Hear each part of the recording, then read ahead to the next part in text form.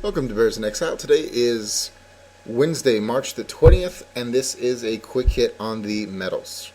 Starting off with SLV. Now, SLV has been the weakest of the three, has been for several videos now, and I find this chart very interesting. I actually think that silver is has a potential for being the strongest of the three tonight. We have this giant hammer, and you could say, all right, well, that's at the bottom of this range here. Um, that's a reversal candle. You could interpret it that way. You could also look at this and say, oh, this is just going sideways in the box, and none of this matters. That is valid as well. Why do I like this? Well, we had this crazy dip right after the FOMC, and to be perfectly honest, this huge dip was in the span of like a minute. It was just this crazy drop, and it popped right back up. I just like that because it takes us all the way to the current floor and shows that there is some buying desire at that point. So I like that. Sure, we could go down and break the floor, no problem.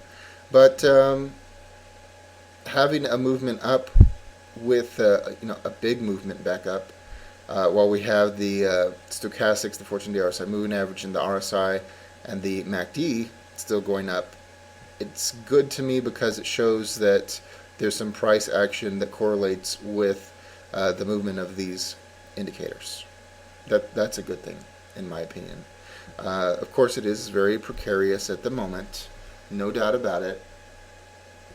But the movement is good. The movement is good. So of the three, I think that this one is my favorite today.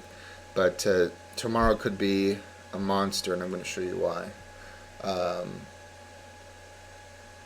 Going on to GDX, the miners, which have been the one right in the middle for, between strength and weakness.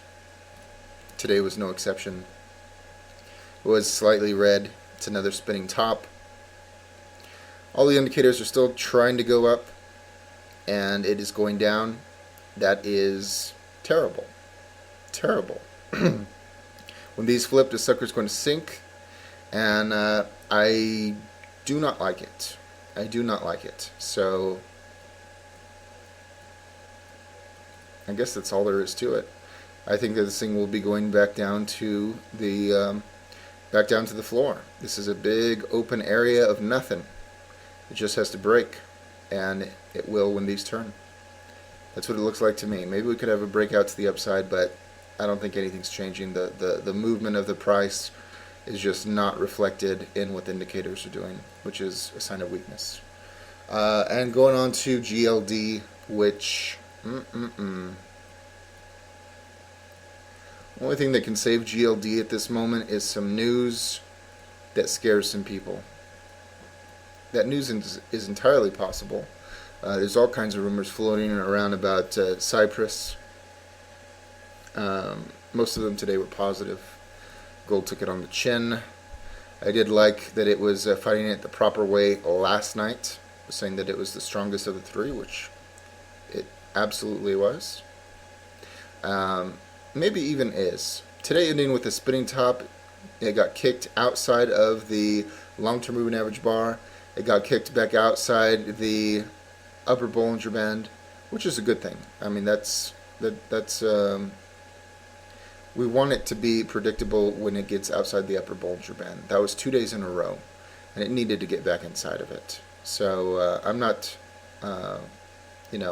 overly happy about the position or the candle here, but I am happy about it getting back inside.